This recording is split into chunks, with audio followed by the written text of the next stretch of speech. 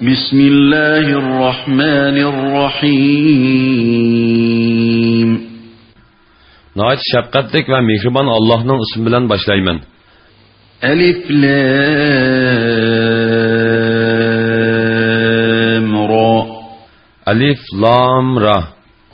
كتاب أنزلناه إليك لتخرج الناس من الظلمات إلى النور بإذن ربهم إلى صراط العزيز الحميد.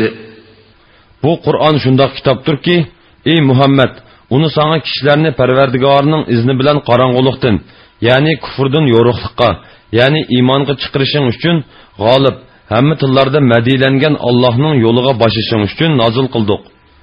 Allohillazi lahu ma fis samawati wa ma fil ard wa waylun lil kafirin min azabin shadid.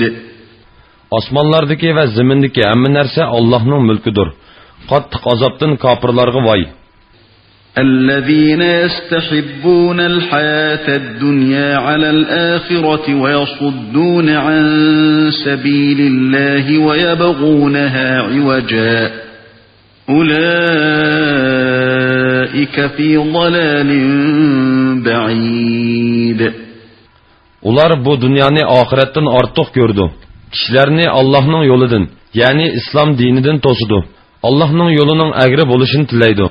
Ular haqdan yiroq bo'lgan gumrohlikdadir. وَمَا أَرْسَلْنَا مِنْ رَسُولٍ إِلَّا بِلِسَانِ قَوْمِهِ لِيُبَيِّنَ لَهُمْ فَيُضِلُّ اللَّهُ مَنْ يَشَاءُ وَيَهْدِي مَنْ يَشَاءُ وَهُوَ الْعَزِيزُ الْحَكِيمُ. Qandaqla bir payg'ambarni avatmayli, uni biz o'z qavmiga Allohning shariatini bayon qilish uchun faqat o'z qavmining tili bilan so'zlaydigan qilib avatdik. Alloh xohlagan odamni gumroh qiladi, xohlagan odamni hidoyat qiladi. Ya'ni payg'ambarlarning vazifasi faqat tabliq qilish bo'lib, hidoyat qilish ishi Allohning ilkididir. Alloh g'olibdir, hikmat bilan ish qilguchidir. وَلَقَدْ أَرْسَلْنَا مُوسَى بِآيَاتِنَا أَنْ أَخْرِجْ قَوْمَكَ مِنَ الظُّلُمَاتِ إِلَى النُّورِ وَذَكِّرْهُمْ بِأَيَّامِ اللَّهِ إِنَّ فِي ذَلِكَ لَآيَاتٍ لِكُلِّ صَبَّارٍ شَكُورٍ. Biz Musa'ni möcüzlerimiz bilan haqiqatan payg'ambar qilib avatdik. Onunğa dedikki, qavmingni qorong'ulikdan, ya'ni kufrdan yo'ruqlikqa, ya'ni iymonga chiqargin. Ularga Allohning ne'matlarini eslatgin.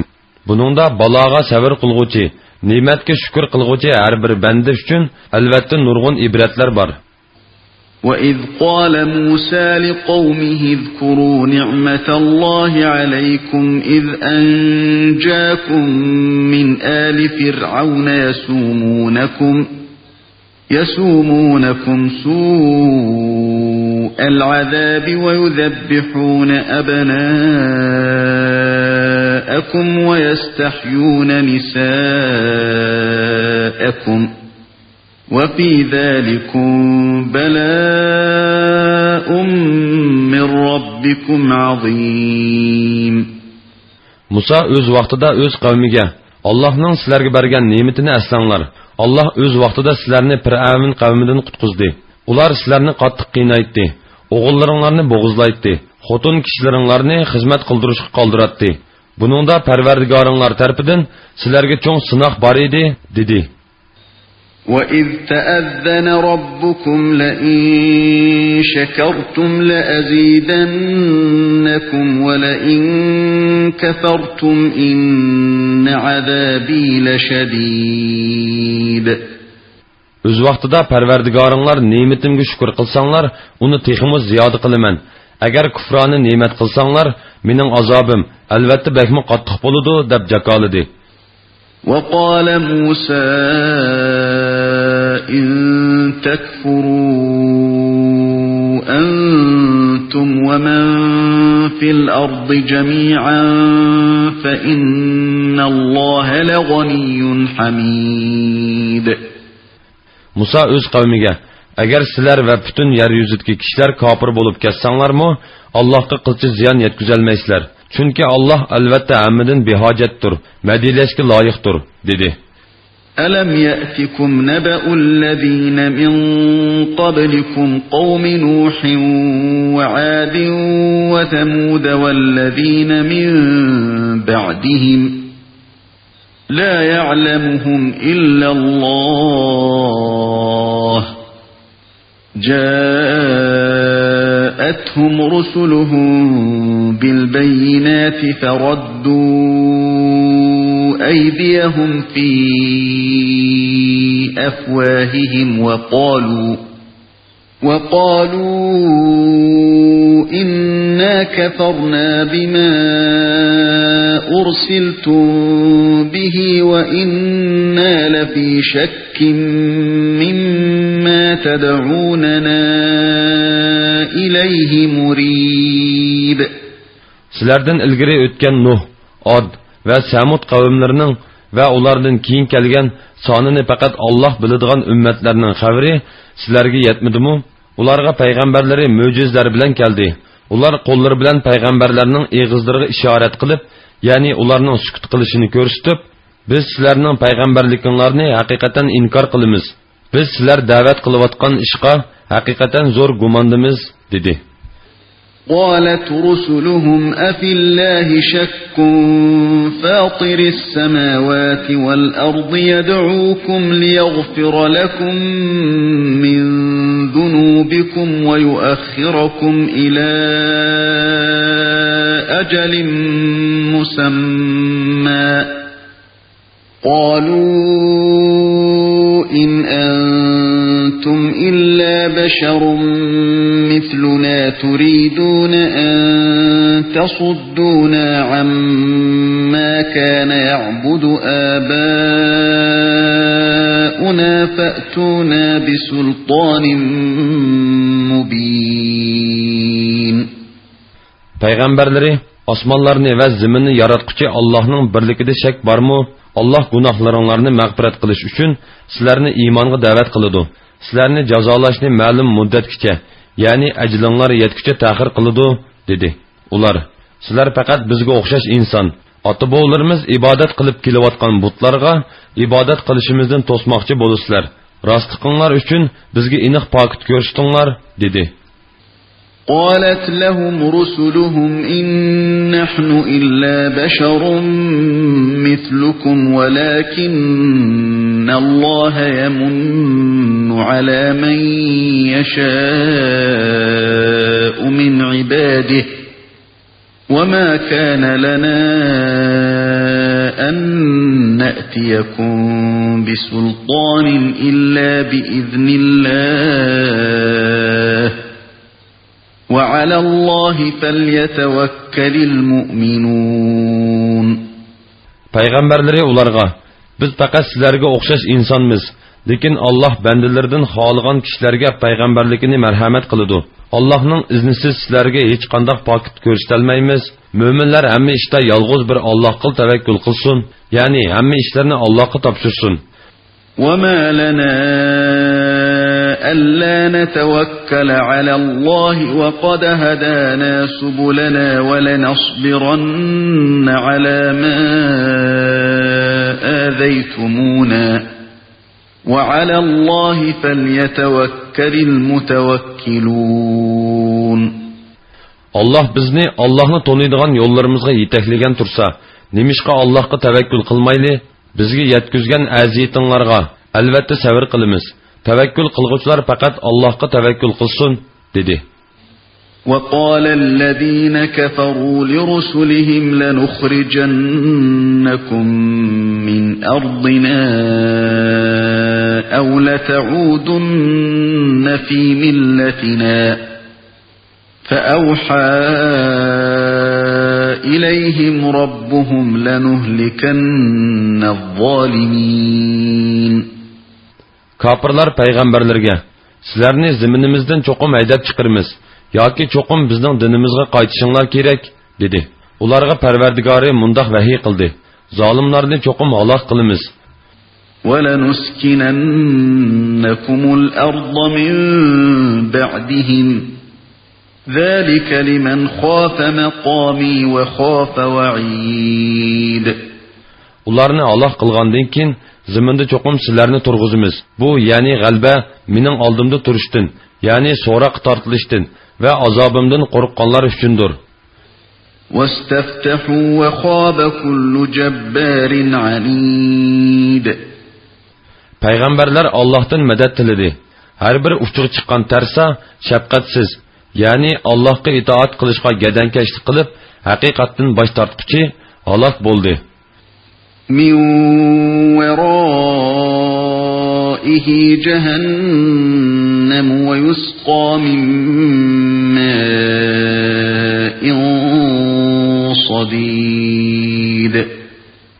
Uning oldida jahannam turdi. Jahannamda u yerin aralash suv bilan sug'uriladi.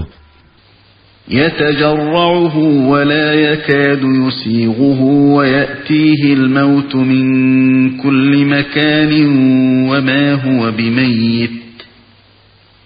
هُوَ بِمَيِّتٍ وَمِنْ وَرَائِهِ عَذَابٌ غَلِيظٌ. Uning açıqlıqdan uni yutumlab içib təslikdə yutudu. Ölüm onu qorşub aladı. Lekin o hergiz ölməydi. Şuningdan keyin texmi qattiq azobga duchor bo'ladi. مثل الذين كفروا بربهم أعمالهم كرماد اشتدت به الريح في يوم عاصف لا يقدرون مما كسبوا على شيء ذلك هو الضلال البعيد. Parvardigorini inkor qilganlarning qilgan yaxshi amallari bo'ronliq kunda shamol uchirib ketgan bir dövi kulga o'xshaydi.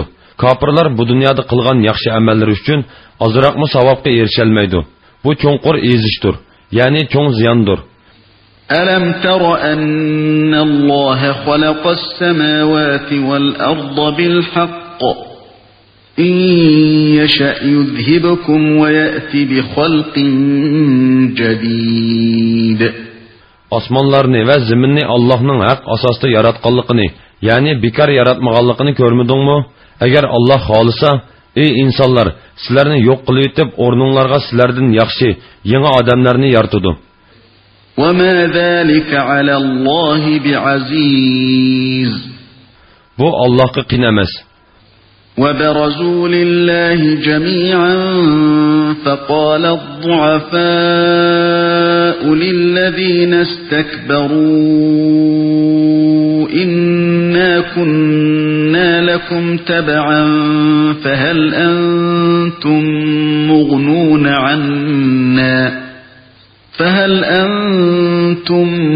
مغنون عنا من عذاب الله من شيء قالوا لو هدانا الله لهديناكم سواء علينا أجزعنا أم صبرنا ما لنا من محيص. Ular yani xaloyiqlarning hammasi qiyomat kuni qabrlardan chiqib Allohga muloqot bo'ladi. Ojizlari yani agashkuchilari mutakabbirlarga yani agashturguchilarga shubhisizki biz sizlarning agashkuchilaringlar edik. Sizlar bizga bo'layotgan Allohning azobidan ozroq dab'i qilamsizlar deydi. Ular Alloh bizni hidoyat qilgan bo'lsa edi, biz albatta sizlarni hidoyat qilatdik. Biz mayli noli faryod qilayli, mayli savr qilayli, baribir o'xshash. Bizga hech qanday qochadigan joy yo'q deydi. وقال الشيطان لما قضي الأمر إن الله وعدكم وعد الحق ووعدتكم فأخلفتكم وما كان لي عليكم من سلطان إلا أن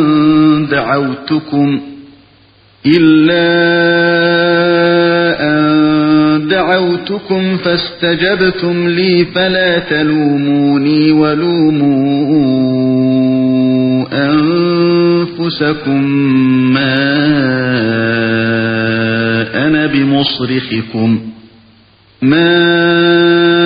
أنا بمصرخكم وما أنتم بمصرخي إني كفرت بما أشركتمون من قبل إن الظالمين لهم عذاب أليم. İş bitkende yani hesap tugab jannatiylar bilan dozxilar ayrilib bo'lganda shayton Allah haqiqatan sizlarga itoat qilguvchini mukofotlash, osiylik qilguvchini jazolashdan iborat rost va'dini qilgan edi. Va'dasiga vafo qildi. Men sizlarga o'lgandan keyin tirilish, savob, jazo deganlar yo'q deb yolg'on va'da qilgan edim. Va'damga xiloflik qildim. Sizlarga mening kufrga, gunohga zo'rlig'idek hukmronligim bo'lgani yo'q. Men sizlarni faqat gumrohlikqa da'vat qildim. Sizlar da'vatimni qabul qildinglar. Shuning uchun meni ayblamanglar, o'zinglarni ayblanglar.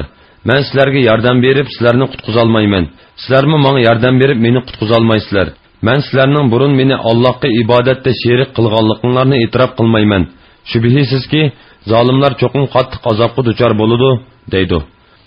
وأدخل الذين آمنوا وعملوا الصالحات جنات تجري من تحتها الأنهار خالدين فيها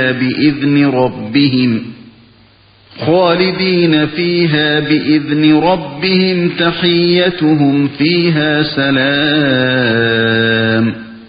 İman etqan və yaxşı əməllərini qılğanlar Parvardigorning izni bilan ostidan o'stanglar eqib turadigan jannatlarga kirdi. U jannatlarda mangu qoladi. Farishtalar ularni hurmatlab, sizlarga omonlik bo'lsin deb salom berdi. ألم تر كيف ضرب الله مثلا كلمة طيبة كشجرة طيبة أصلها ثابت وفرعها في السماء. Allah'ның mundaq bir təmsil görsətkenlikini görmədіңmi? Kəlime tayyiba, yani yaxşı söz. İman kelimesi yiltizi yerning ostida bo'lgan, shexi osmonga taqashgan. تؤتي أكلها كل حين بإذن ربها ويضرب الله الأمثال للناس لعلهم يتذكرون. Parvardigorning izni bilan vaqti-vaqtida meyve berib turadigan isil daraxtga o'xshaydi. Alloh kishilarga vaz nasihat olsin deb ularga nurg'un tamsillarni keltirdi. ومثل كلمة خبيثة كشجرة خبيثة اجتثت من فوق الأرض ما لها من قرار.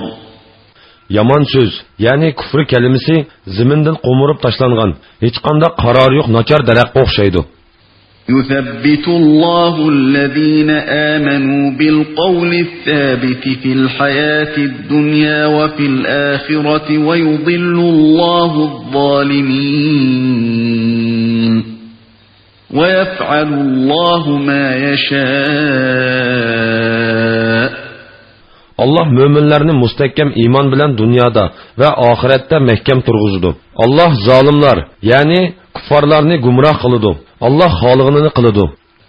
ألم تر إلى الذين بدلوا نعمة الله كفرا وأحلوا قومهم دار البوار. Allah'ın bergen nimetiga küfrülük kılgan ve öz kavmini azdırış bilen halaket mevkasını düşürüp koyganlarını görmedin mi? جهنم يصلونها وبئس القرار. Halaket mevkası cehennemdir. Ular cehennemge kirdi. O nimetiga yaman joy. وجعلوا لله أندادا ليضلوا عن سبيله قل تمتعوا فإن مصيركم إلى النار. Ular kişilerini Allah'ın yoludun yani İslam dininden azdırış üçün Allah'ın nurgun butlarını şerik kılıp aldı. Ularga dünyanın nimetlerden bəhrman boldunlar. Şübhisiz ki sizlerinin bardığan cayınlar dozaktır degin. قل لعبادي الذين آمنوا يقيموا الصلاة وينفقوا مما رزقناهم سرا وعلانية وينفقوا مما رزقناهم سرا وعلانية من قبل أن يأتي يوم لا بيع فيه ولا خلال. Mömin bəndilərimə etkin ki, ular namazını ada qılsın. Aldı satdımı, dostluqmı bolmaydigan gün, yani qiyomat günü kelishdən burun biz ularga bergen mal-mülkdən yoşurun və aşkarı yosununu sadiq qılsın. الله الذي خلق السماوات والأرض وأنزل من السماء ماء فأخرج به من الثمرات رزقا لكم وسخر لكم الفلك لتجري في البحر بأمره وسخر لكم الأنهار. Allah osmonlarni va zaminni yaratdi. Bulutdan yağmur yağdırıp berdi. Yağmur suyu bilan sizlarga rizq qilib nurg'un mevlarni o'stirib berdi. Allah sizlarga o'z amri bo'yicha dengizda qatnaydigan kemalarni bo'ysundurib berdi. Sizlarga daryolarni bo'ysundurib berdi. وَسَخَّرَ لَكُمُ الشَّمْسَ وَالْقَمَرَ دَائِبَيْنِ وَسَخَّرَ لَكُمُ اللَّيْلَ وَالنَّهَارَ. Sizlarga oy bilan kunni tartib davr qilib turadigan qilib bo'ysundurib berdi. Sizlarga kecha bilan kunduzni bo'ysundurib berdi. وَآتَاكُم مِّن كُلِّ مَا سَأَلْتُمُوهُ وَإِن تَعُدُّوا نِعْمَةَ اللَّهِ لَا تُحْصُوهَا إِنَّ الْإِنسَانَ لَظَلُومٌ كَفَّارٌ. Allah sizlarga so'rgan narsanglarning hammasini berdi. Sizlar Allohning ne'matlarini sanab tug'talmaysizlar. Kofir odam shak shubsizki zulm qilguchidir. Allohning ne'matlariga kufrlik qilguchidir. وَإِذْ قَالَ إِبْرَاهِيمُ رَبِّ اجْعَلْ هَذَا الْبَلَدَ آمِنًا وَاجْنُبْنِي وَبَنِيَّ أَن نَّعْبُدَ الْأَصْنَامَ. Öz vaqtida İbrahim aytdi: Parvardigorim, bu joyni, ya'ni Makkani tinch joy qilib bergin. Meni va mening avlodlarimni butlarga cho'qinishdan yiroq qilgin. رَبِّ إِنَّهُنَّ أَضْلَلْنَ كَثِيرًا مِنَ النَّاسِ فَمَن تَبِعَنِي فَإِنَّهُ مِنِّي وَمَنْ عَصَانِي فَإِنَّكَ غَفُورٌ رَّحِيمٌ. Parvardigorim, haqiqatan ular, ya'ni butlar nurg'un kishilarni ozdurdi. Kimki menga ergashgan ekan, u mening dinimdadir. Kimki menga osiylik qiladi ekan, sen albatta uningga mag'firat qilishga va marhamat qilishga qodirsan. Robbana inni askantu min zurriyyati biwadin ghayri zi zar'in 'inda baytikal muharram rabbana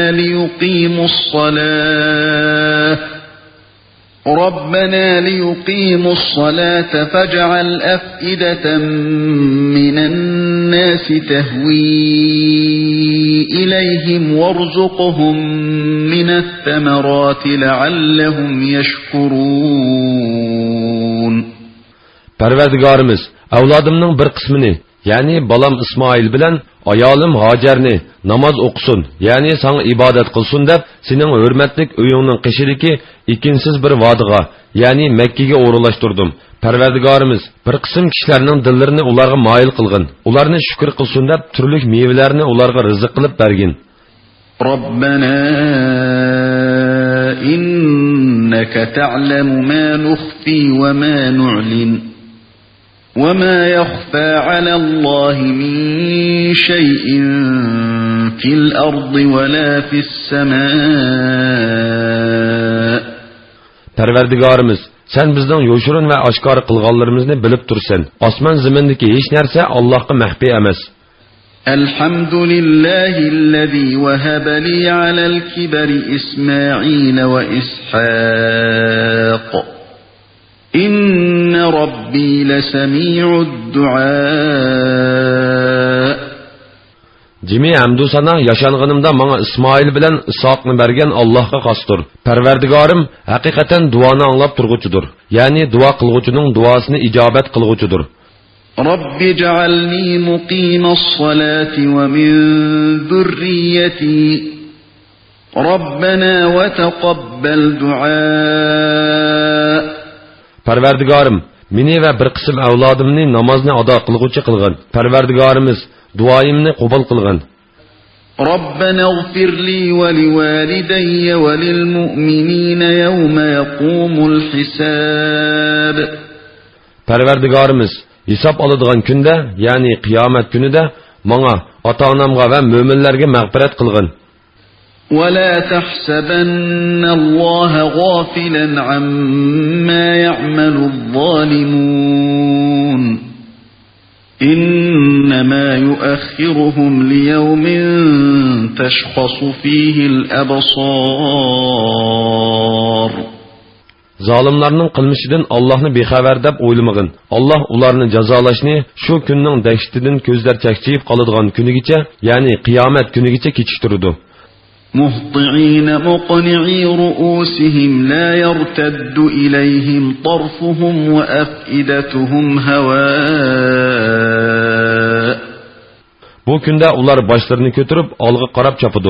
Gözleri içilip qalıdı. Tınırqıganlıqdan dillari aql idrakdan xoli bo'lib qoladi.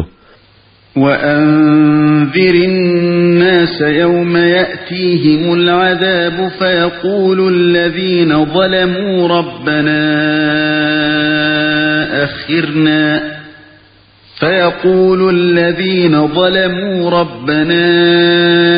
أخرنا إلى أجل قريب نجب دعوتك ونتبع الرسل أولم تكونوا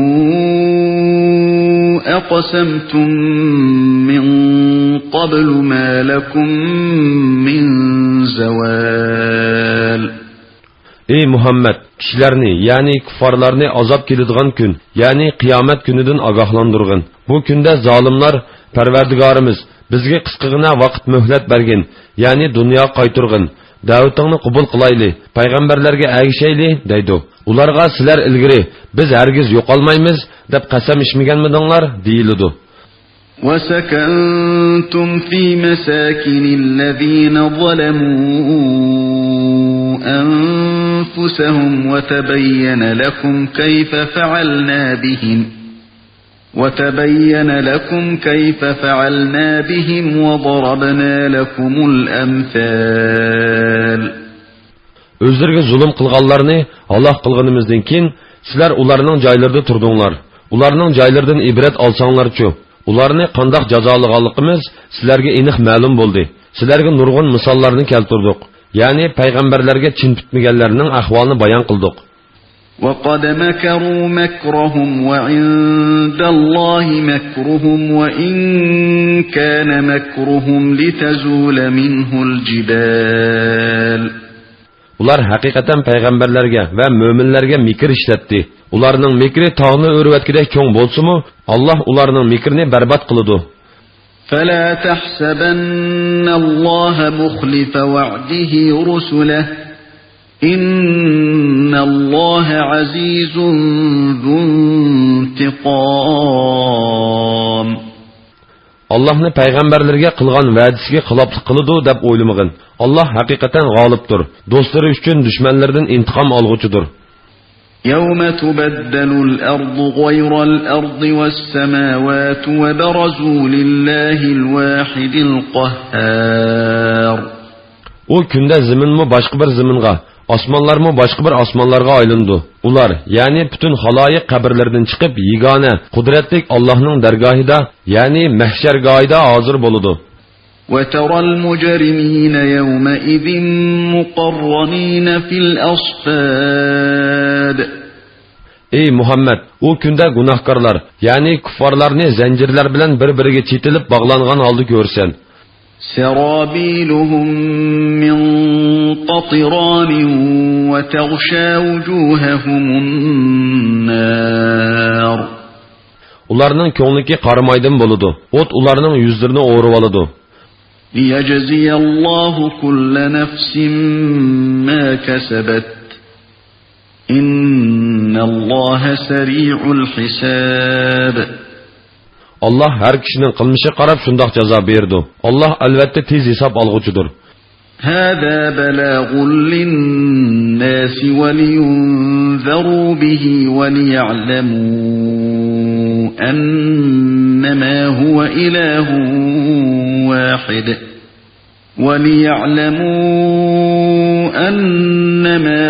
إله واحد وليذكر أولو الألباب. Kişilerinin agahlandırışı, Allah'ın bir işkenligini bilişleri, akıl ilgilerinin vez nasihat ilişleri için bu Kur'an tebliğdir. Yani kişilerge tebliğ kılış için nazil kılındı.